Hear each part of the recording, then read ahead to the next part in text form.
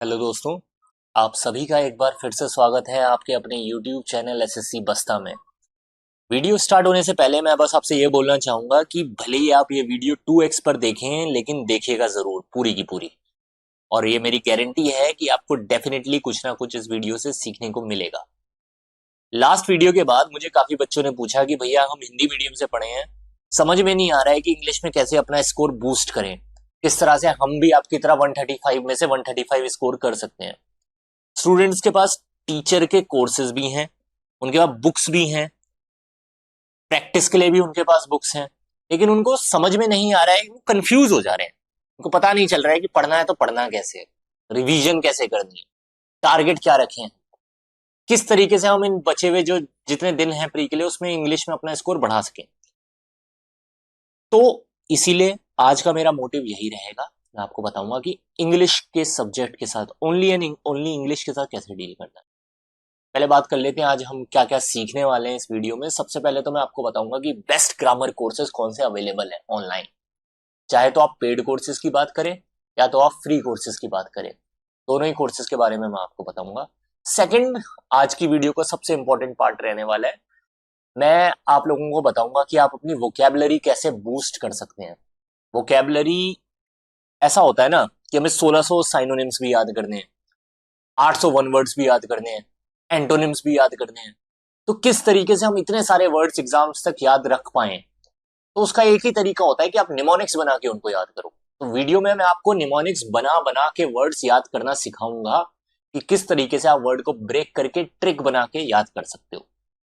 तीसरा, सबसे बड़ी जो सरदर्दी बनी हुई है हिंदी मीडियम स्टूडेंट्स के लिए, वो है कि रीडिंग कॉम्प्रिहेंशन कैसे करें भैया, रीडिंग कॉम्प्रिहेंशन कैसे इंप्रूव करें। तो मैं आपको 4 तरीके बताऊंगा, बहुत इंपॉर्टेंट है, आपको भी पता है नए फॉर्मेट के हिसाब से रीडिंग कॉम्प्रिहेंशन सबसे ज्यादा वेटेज रखता है एग्जाम में। तो मैं आपको 4 तरीके बताऊंगा जिसकी हेल्प से आप अपना रीडिंग कॉम्प्रिहेंशन इंप्रूव कर सकते हो।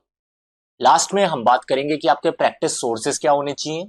प्रैक्टिस सोर्सेज जितने कम होंगे उतना ही बेटर है। ये नहीं कि आपने 10-10 बुक्स ले रखी है, मैंने पहले पिछली वीडियो में भी यही बात बोली थी, इसमें भी मैं बोलूंगा कि आप कम से कम सोर्सेज को फॉलो करें। लास्ट में हम अब बात करेंगे हमारे टेलीग्राम चैनल की, जिसपे मैं डेली क्विज प्रोवाइड कर रहा हूं इंग्लिश का। ठीक है, चलिए स्टार्ट करते हैं वीडियो। सबसे पहले तो भाई बात करते हैं ग्रामर की। ग्रामर कैसे करनी चाहिए आपको। मैंने तो अपने टाइम पे यार ग्रामर के नोट्स बना लिए थे, टीचर का कोर्स लिया था मैंने। आप बोलेंगे कौन सा कोर्स लेना चाहिए। अगर आप पेड कोर्स अफोर्ड कर सकते हैं तो मैं 2 टीचर्स आपको रिकमेंड कर रहा हूँ। एक तो अमन वशिष्ठ सर है, दूसरी है रानी मैम। दोनों ही टीचर बहुत बढ़िया है यार, बेस्ट है एकदम। आप एक काम करना, आप यूट्यूब पे जाना, दोनों ही टीचर से पढ़ के देख लेना, आपको जो टीचर बेस्ट लगे आप उनका कोर्स ले सकते हो। सेकंड, वो बच्चे आते हैं जो कहते हैं कि भैया हम कोर्स नहीं ले सकते, तो आप हमें कुछ ऐसा सजेस्ट कर दो कि जो फ्री मटेरियल अवेलेबल हो, बेस्ट फ्री मटेरियल कौन सा अवेलेबल है। तो भाई देखो, जो लोग कोर्स अफोर्ड नहीं कर सकते ना, अमन सर ने ना अपनी यूट्यूब पे प्लेलिस्ट डाली हुई है फ्री ग्रामर कोर्स की। आप यूट्यूब पे जाइए और आप इस प्लेलिस्ट को देख लीजिए, पूरी की पूरी प्लेलिस्ट को देख के उसके प्रॉपर नोट्स बना लीजिए, एग्जाम से पहले रिवाइज कर लीजिए, आपका यहां से भी ग्रामर कंप्लीट हो सकता है, कोई दिक्कत ही नहीं। एक और तरह के बच्चे होंगे जो बोलेंगे कि नहीं, हम कोर्स वगैरह नहीं देखना चाहते, हम कोई वीडियो नहीं देखना चाहते, हम तो सेल्फ स्टडी करेंगे, हम ऑलरेडी इंग्लिश पढ़ चुके हैं पहले, अब हमें सेल्फ स्टडी के लिए कुछ बताओ। तो भाई देखो, सेल्फ स्टडी के लिए तो 2 बुक्स आती हैं, 2 बुक्स अवेलेबल है मार्केट में, आप दोनों में से कोई सी भी एक ले सकते हो। एक तो है नीतू सिंह मैम की वॉल्यूम 1 और दूसरी है मिरर ऑफ कॉमन एरर्स। दोनों ही बुक बहुत बढ़िया है भाई, मैंने दोनों ही पढ़ रखी हैं, देखी हुई हैं एक बार, दोनों ही बुक बहुत बढ़िया है। आपको जो लगे ग्रामर के लिए आप वो बुक को फॉलो कर सकते हैं आंख बंद करके। नेक्स्ट टॉपिक, ग्रामर हो गया खत्म। अब बात करते हैं नेक्स्ट पार्ट की इंग्लिश के, वो है वोकैबुलरी। वोकैबुलरी कैसे करनी है यार। वोकैब के लिए पहले हम सोर्सेज की बात करते हैं कि सोर्सेज क्या रहने चाहिए आपके वोकैब के। वोकैब के देखो भाई 2 सोर्सेज हैं, दोनों में से कोई एक ही सोर्स फॉलो करना। जो सेल्फ स्टडी है कि खुद से याद करने वाले बच्चे हैं, वो ब्लैक बुक कर सकते हैं कि भाई हमें खुद से पढ़ना है तो ब्लैक बुक आप पढ़ सकते हो। ब्लैक बुक से डेली टारगेट आप बना लेना, डेली कुछ कुछ वर्ड्स पढ़ते रहना और वहां से आपका पूरा वोकैब का सेक्शन कवर हो जाएगा। ऐसे भी बच्चे होंगे कि नहीं, हमें कोई टीचर से ही पढ़ना है, हमें तो वीडियो ही चाहिए, तो रानी मैम का समुद्र मंथन का बैच आता है, मैंने अपने टाइम पे उन्हीं के बैच से पढ़ा था। ठीक है, तो उनके बैच की रिकॉर्डिंग देख लेना और उसके प्रॉपर नोट्स बना लेना, उन नोट्स को टाइम टू टाइम रिवाइज करते रहना, आपकी वो क्या वहां से भी हो जाएगी। दोनों में से कोई एक ही चीज फॉलो करना, ठीक है, दोनों में अपना टाइम वेस्ट मत करना। अब मान लो अब कोई स्टूडेंट है जो ब्लैक बुक प्रेफर कर रहा है कि मैं ब्लैक बुक से ही पढ़ूंगा सर, तो देखो यार, ब्लैक बुक से पढ़ने के लिए ना मैं बता रहा हूं, आपका डेली टारगेट आपका फिक्स होना चाहिए। ये नहीं है कि आज मैं 100 वर्ड्स पढ़ लूं फिर 3 दिन तक मैं वो क्या पढ़ू ही नहीं। इसीलिए डेली थोड़ा थोड़ा पढ़ना है। अब थोड़ा थोड़ा कैसे पढ़ना है, देखो सबसे पहले तो आगे साइनोनिम्स। आपको डेली का टारगेट फिक्स कर लेना है कि मैं 20 साइनोनिम्स पढ़ूंगा, 20 वन वर्ड्स पढ़ूंगा, 30 इडियम्स पढ़ूंगा। इस तरीके से डेली के आप 70 नई चीजें सीख लोगे। ध्यान रखिएगा एंटोनिम्स मत पढ़ना। अगर आप साइनोनिम्स पढ़ रहे हो ना तो आप एंटोनिम्स मत पढ़ना बिल्कुल भी, उस वजह से आप कंफ्यूज हो जाओगे कहीं ना कहीं, है ना। तो अवॉइड करना एंटोनिम्स पढ़ना। आपको पहले दिन भी यही चीज फॉलो करनी है, दूसरे दिन भी, तीसरे दिन भी। ये चीजें आपको 5 दिन तक फॉलो करनी है। आपको 5+2 रूल फॉलो करना है। सिंपल सी बात है वो कैप के लिए। 5 दिन, मंडे से लेके फ्राइडे तक 5 दिन आप नए नए वर्ड्स सीखो। सैटरडे संडे को आप जो भी वर्ड्स आपने 5 दिन में पढ़े हैं उनको रिवाइज करो। मैं ऐसे ही करता था कि जैसे मैंने एक दिन कोई नए वर्ड सीखे, दूसरे दिन भी मैं आ रहा हूं ना तो पहले मैं फर्स्ट डे के वर्ड सारे के सारे जल्दी से क्विकली रिवाइज कर लेता था। ऐसे ही आपको 5 दिन न्यू वर्ड सीखने हैं और 2 दिन उनका रिवीजन करना है। टारगेट बना के पढ़ो। टाइम बहुत कम रह गया, अगर आपको कम टाइम में सीखनी है ना वो कैप, तो आपको टारगेट बना के पढ़ना पड़ेगा। अब पढ़ना कैसे है, हमारे पास सोर्सेज भी सारे बेस्ट अवेलेबल हैं। तो हम याद कैसे करें, हम कैसे याद करें कि ये जो 3000 नए वर्ड्स होते हैं ना वो पेपर तक हमारे को याद रहे एकदम। तो उसका सबसे बेस्ट तरीका तो है यार निमोनिक्स बना के याद करना। निमोनिक्स का मतलब होता है कि आप ब्रेक कर करके ट्रिक बना के याद करो किसी भी वर्ड को। मैं आपको यहां पे बताऊंगा 8 वर्ड्स लेके आया हूं मैं आपके सामने, और मैं आपको एक एक वर्ड लेके बताऊंगा कि कैसे आप ट्रिक बना के याद कर सकते हो और आपको वो चीजें लंबे समय तक याद रहेगी। रट्टाफिकेशन नहीं मारना है, ट्रिक बना के याद करना है। जैसे पहला वर्ड ले लेते हैं, अबेट। अबेट का मतलब होता है बिकम लेस इंटेंस। इसको आप याद कैसे करोगे, इसको आप याद ऐसे रख सकते हो, अबेट। अबेट मतलब आप बांटे, आ बांटे, आ बांटे दुख को। अब जब दुख को बांटते हो ना आप तो क्या हो जाता है, कम हो जाता है। तो अबेट मतलब बिकम लेस इंटेंस, आ बांटे दुख को, और दुख बांटने से क्या होता है, कम होता है। ऐसे ही सेकंड वर्ड है, सेकंड वर्ड को भी आप ट्रिक से याद कर सकते हो, कंपंक्शन। कंपंक्शन का मतलब होता है रिमोर्स, आत्मग्लानि। आत्मग्लानि, अब इसको आप ट्रिक से कैसे याद करोगे, इसके लिए ट्रिक ये है कि जब आप कम होते हो पंक्चुअल, जब आप कम होते हो पंक्चुअल तो आपको होता है रिमोर्स। यानी जब हम काम, कोई भी काम हमें दिया गया है और हम पंक्चुअल नहीं है बिल्कुल भी, हम काफी कम पंक्चुअल है, तो जब हम कम पंक्चुअल होते हैं तो हमें क्या होती है, आत्मग्लानि होती है ना, रिमोर्स होता है ना। तो कंपंक्शन का मतलब है रिमोर्स जब आप कम होते हो पंक्चुअल, ठीक है। अब तीसरा वर्ड है डेनुमॉन। डेनुमॉन, डेनुमॉन का मतलब होता है क्लाइमेक्स या कंक्लूजन। आपको इसकी प्रोनाउंसिएशन पे नहीं जाना है, आपको वर्ड पे जाना है। वर्ड को देख के याद करना है, वर्ड को ब्रेक कर करके याद करना है। डेनुमॉन का मतलब होता है क्लाइमेक्स या कंक्लूजन। इसको याद कैसे करेंगे, इसको याद हम ऐसे कर सकते हैं कि देखो, देखो, डे मतलब देखो, डीई मैंने उठा लिया, उसको मैंने कर दिया देखो, नाउ इज द मोमेंट। देखो नाउ इज द मोमेंट, जैसे मूवी आती है ना, मूवी में कोई क्लाइमेक्स का सीन आता है तो आप इमेजिन करो आप मूवी देख रहे हो और मूवी देखते हुए आप बोल रहे हो देखो नाउ इज द मोमेंट, डेनुमॉन, देखो नाउ इज द मोमेंट, मतलब क्लाइमेक्स का टाइम आ चुका है, क्लाइमेक्स या कंक्लूजन, ठीक है, याद रहेगा आपको ये। Next word despicable. डेस्पिकेबल का मतलब होता है हेटफुल या कंटेम्प्टिबल, मतलब जिससे घृणा की जाए। अब इसके लिए ट्रिक कैसे बना सकते हो, डेस्पिकेबल कि देसी पी के आया है, देसी पी के आया है और सब कर रहे हैं हेट। अब मान लो आप किसी फंक्शन में हो और कोई इंसान देसी पी के आ जाए और हल्ला गुल्ला करने लगे तो आप सभी लोग उससे हेट ही करोगे ना। तो डेस्पिकेबल का क्या मतलब हो गया, हेटफुल या कंटेम्प्टेबल। देसी पी के आया है तो सब कर रहे हैं उससे हेट। अब नेक्स्ट वर्ड मैंने लिया है यहां पे इनुमरेट। इनुमरेट का मतलब होता है कि कोई लिस्ट बनाना, to name a list of things one by one, सूची बनाना एक, ठीक है। तो इनुमरेट को आप कैसे याद कर सकते हो, ट्रिक की हेल्प से, कि इन चीजों को नंबर के हिसाब से करो रेट, इन चीजों को नंबर के हिसाब से करो रेट, इनुमरेट, यानी कि सूची बनाना, किसी चीज की लिस्ट ऑफ थिंग्स बनाना, ठीक है। Next word hackneyed. हैकनीड का मतलब होता है कि boring because it has been used too often, मतलब कोई चीज बोरिंग हो गई और बहुत बार हम करते जा रहे हैं करते जा रहे हैं करते जा रहे हैं, वो बहुत बोरिंग बन चुकी है, हैकनीड। अब हैकनीड को कैसे याद करें? हैकनीड, हैकनीड के पहले पार्ट को उठाओ, हैक। हैक से आप याद रखो हैकर्स। हैकर्स जब भी हैकिंग करते हैं तो हमेशा वो नए नए तरीके अपनाते हैं, बोरिंग तरीके नहीं अपनाते। हैकनीड, हैकर नए नए तरीके अपनाते हैं, बोरिंग तरीके नहीं अपनाते। तो आपको याद हो जाएगा, जब आपके सामने वर्ड आएगा, आपके दिमाग में सेंटेंस फॉर्म होगा तो आपको याद हो जाएगा हैकनीड का मतलब boring because it has been used too often. Next word obstreperous. Obstreperous का मतलब होता है noisy, too difficult to control, यानी बहुत शोरगुल वाला, ठीक है, शोरगुल वाला। अब इसको आप ट्रिक से कैसे कर सकते हो? आप इसकी साउंड को पकड़ो। ऑब्स्ट्रीपेरस को आप ऐसे बोल सकते हो, अब होता है स्ट्रीट पे रश। ओबी से आपने बना दिया अब, एसटीआरई से बना दिया आपने स्ट्रीट्स पे रश। अब होता है स्ट्रीट्स पे रश, क्योंकि आजकल के टाइम में आप जब भी बाहर निकलते हो, आप किसी स्ट्रीट्स पे जाओगे तो वो काफी क्राउडेड मिलती है ना, आपको काफी शोरगुल्ले वाली मिलती है।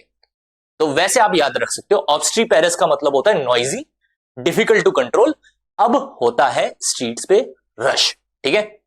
नेक्स्ट वर्ड हम याद करते हैं। नेक्स्ट वर्ड है आपका साइकोफेंट। साइकोफेंट का मतलब होता है फ्लैटरर, बूट लिकर, मतलब चापलूस, जो चापलूसी करे, वो होता है साइकोफेंट। साइकोफेंट को आप कैसे याद रखोगे? साइकोफेंट वो साइकोफैन की तरह एक्ट कर रहा है। कैसे एक्ट कर रहा है? साइकोफैन की तरह। सेलिब्रिटीज के होते हैं ना साइकोफैन, जो उनके बिल्कुल तारीफों के पुल बांध देते हैं एकदम। तो साइकोफेंट को आप कैसे याद रख सकते हो? वो साइकोफैन की तरह एक्ट कर रहा है। साइकोफेंट, फ्लैटरर या बूटलिकर।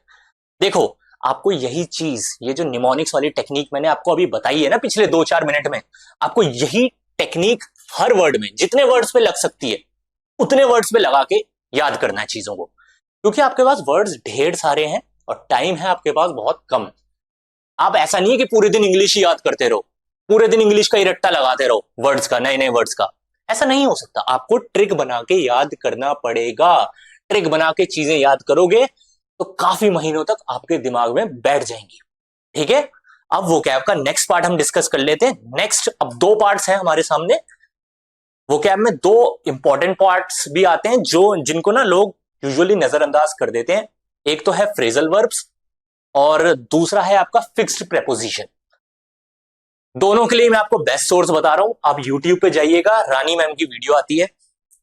एक वीडियो में उन्होंने फ्रेजल वर्ब करवा रखा है, 7 घंटे की ये वीडियो है, और दूसरी आपको प्रेपोजिशन की वीडियो मिल जाएगी रानी मैम की, यूट्यूब पे उन्होंने पढ़ा रखा है।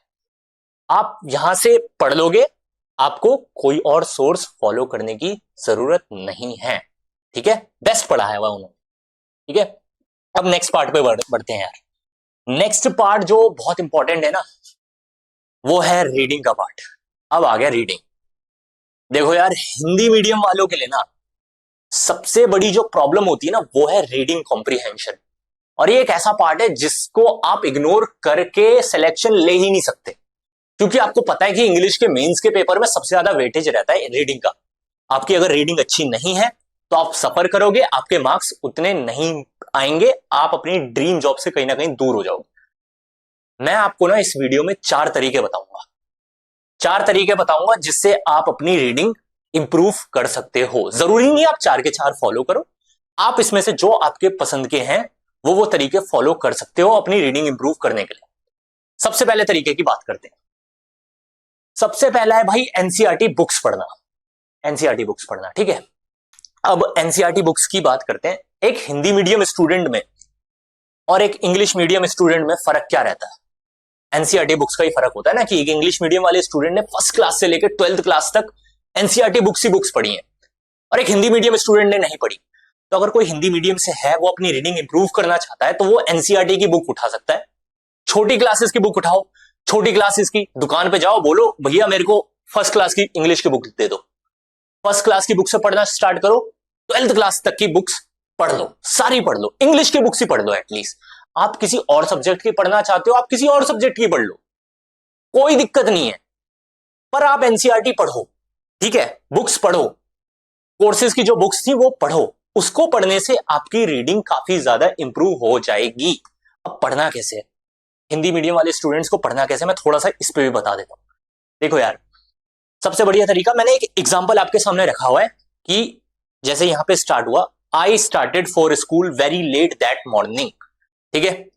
अब आपको करना क्या है ना, आप एक एक वर्ड उठा के पढ़ोगे, एक एक वर्ड उठा के, पहले आप एक एक वर्ड का मीनिंग देखोगे कि क्या मीनिंग है, क्या मीनिंग है, क्या मीनिंग है। उसके बाद आप पूरी लाइन उठाओ, गूगल ट्रांसलेटर में जाओ, गूगल ट्रांसलेटर में डाल दो, गूगल ट्रांसलेटर आपको एज इट इज मीनिंग बता देगा कि उस लाइन का मीनिंग क्या है, ठीक है।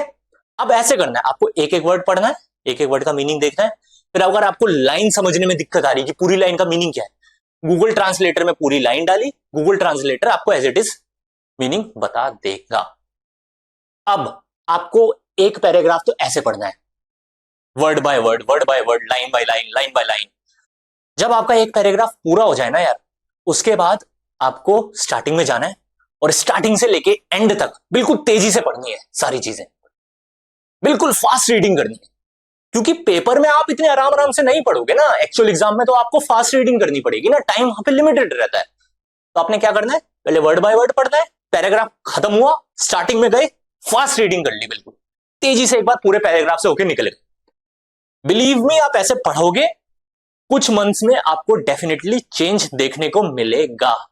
एनसीईआरटी बुक्स उठाओ, छोटी क्लासेस की बुक उठाओ, 12th क्लास तक की सारी बुक्स पढ़ डालो, जितनी बुक्स पॉसिबल है पढ़ डालो, आपको चेंज मिल जाएगा। सेकंड तरीका रीडिंग कॉम्प्रिहेंशन इंप्रूव करने का, जो मैंने पर्सनली काफी यूज किया है, वो है नॉवल रीडिंग करना। भाई नॉवल रीडिंग सबसे बढ़िया तरीका है रीडिंग कॉम्प्रिहेंशन इंप्रूव करने का। नॉवल, पहली चीज मैं आपको बोलूंगा कि नॉवल अपनी पसंद की लेना, जिस टॉपिक में आपको इंटरेस्ट है उस टॉपिक की इंग्लिश नॉवल को उठाना और पढ़ना। दूसरी चीज मैं अपने पर्सनल एक्सपीरियंस से बता रहा हूं, हमेशा इंडियन राइटर्स की नॉवल ही प्रेफर करिएगा। इंडियन राइटर की नॉवल इसलिए बोल रहा हूं यार, क्योंकि बिगिनर के लिए ना थोड़ा डिफिकल्ट हो जाता है फॉरेन राइटर्स की नॉवल समझने के लिए। तो आप इंडियन राइटर की नॉवल उठाइएगा और उससे पढ़िएगा।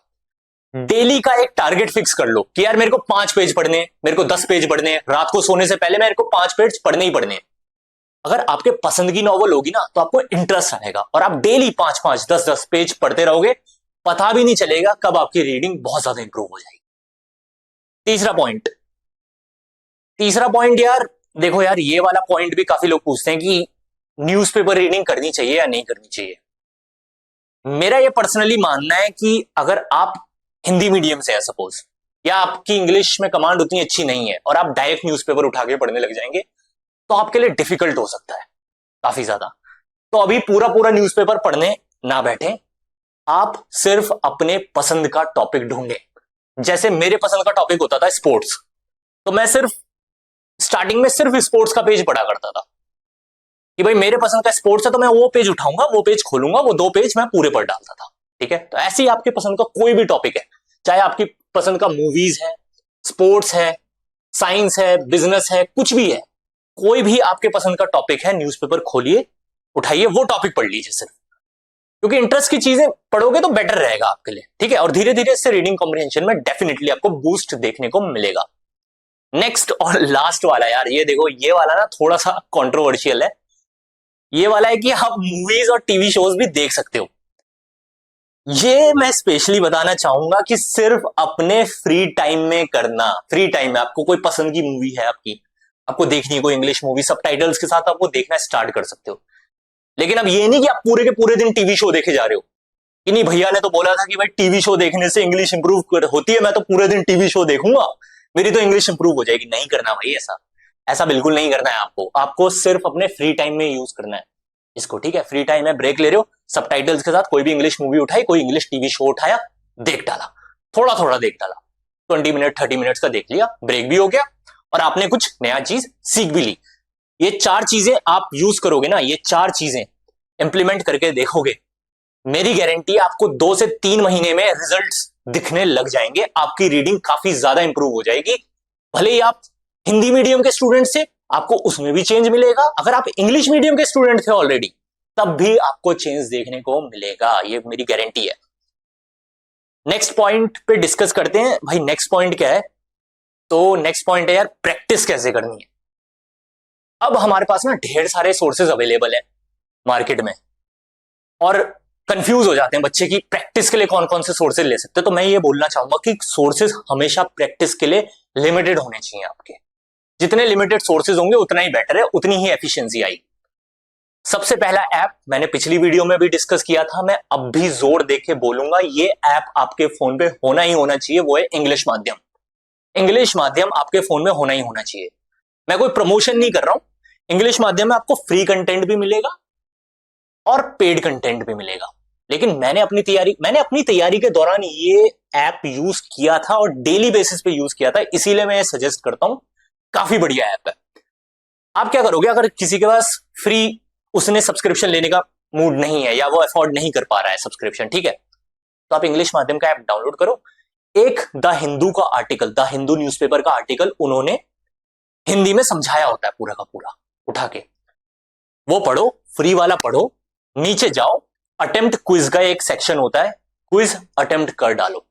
25 क्वेश्चन दिए होते हैं, वो कर डालो। डेली करो इस चीज को, सैटरडे संडे नहीं रहता शायद, ये मंडे से फ्राइडे आता है।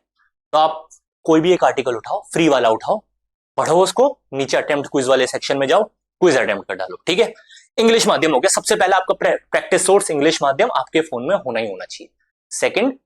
सेकंड है भाई, आपके पास एक प्रीवियस ईयर क्वेश्चन की एक बुक होनी चाहिए। ठीक है, अगर आपको प्रैक्टिस करनी है, क्योंकि आप अगर प्रीवियस ईयर क्वेश्चन से फेमिलियर नहीं होंगे तो फिर आपको पता कैसे चलेगा कि एग्जाम में क्वेश्चन कैसे आ रहे हैं। ठीक है, तो कोई भी एक दो फेमस प्रीवियस ईयर क्वेश्चन की बुक है, किरण है, पिनेकल है, दोनों में से जो आपके पास है बहुत बढ़िया है, आप उसके साथ कंटिन्यू कर सकते हैं। मैंने अपने टाइम पे पिनेकल ली थी, अगर कोई ने नहीं लिया अभी तक और पूछना चाह रहा है कि भैया कौन सी ले, मैंने अपने टाइम पे पिनेकल ली थी, तो आप पिनेकल के साथ जा सकते हैं, बिल्कुल कोई दिक्कत नहीं है। इसको भी आपको, जैसे मैंने वोकैब में डेली टारगेट्स बताए थे ना, यहां पे भी आपको डेली टारगेट्स के हिसाब से पढ़ना है।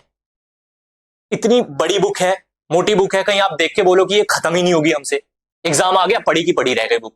इसलिए जरूरी है कि आप डेली थोड़े थोड़े टारगेट्स बनाओ। जैसे डेली टारगेट्स कैसे बनाता था मैं, कैसे बनाता था, जैसे क्लोज टेस्ट है कि मैं आज 2 क्लोज टेस्ट सॉल्व करूंगा, पैरा जंबल के मैं 10 क्वेश्चन लगाऊंगा, स्पेलिंग चेक के मैं 20 क्वेश्चन लगाऊंगा और स्पॉट द एरर के मैं 20 क्वेश्चन लगाऊंगा। ऐसा डेली टारगेट अपना फिक्स कर लो कि मेरे को आज पहले सुबह उठते ही सबसे पहले डेली टारगेट खत्म करना है। पता भी नहीं चलेगा आपकी कैसे प्रीवियस ईयर क्वेश्चन की बुक पूरी हो जाएगी। फर्स्ट गो में जब आप अटेम्प्ट करो ना, तो सर्कल कर लेना, अगर कोई क्वेश्चन आपको समझ नहीं आ रहा ना तो उसको सर्कल कर लेना। आप बाद में जब सेकंड टाइम पे वो बुक करोगे तो फिर वो सर्कल वाले क्वेश्चन ही करना। सेकंड टाइम अगर मेन से पहले आपको सेकंड टाइम वो बुक करने का टाइम मिलता है तो आप केवल सर्कल वाले करना, पार्ट को करना, उससे आपका टाइम भी बचेगा। ठीक है, बार बार पूरा का पूरा सॉल्व करने मत बैठ जाना। ठीक है, अब एक और चीज मैं बोलूंगा प्रैक्टिस के लिए, देखो आप टेलीग्राम क्विज ग्रुप ज्वाइन कर सकते हो। सबसे पहला क्विज ग्रुप तो परमार सर का चलता है, परमार सर का आपको पता ही है। परमार सर के क्विज ग्रुप में जीके भी रहती है, रीजनिंग भी रहती है, इंग्लिश भी रहती है।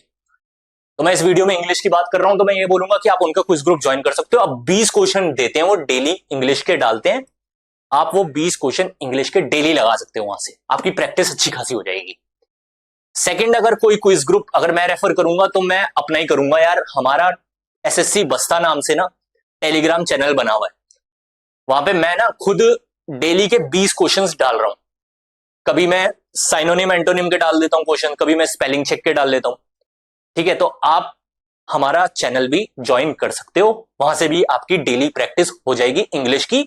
इन दोनों के अलावा कोई और Telegram quiz group at least English के लिए तो ज्वाइन करने की जरूरत बिल्कुल भी नहीं है, बिल्कुल भी नहीं है। ठीक है, चलिए इसी के साथ मैं वीडियो एंड करना चाहूंगा। आखिरी में मैं यही बोलूंगा कि आप हमारा टेलीग्राम चैनल एसएससी बस्ता जरूर ज्वाइन करें और चैनल को लाइक करें, सब्सक्राइब करें, शेयर करें।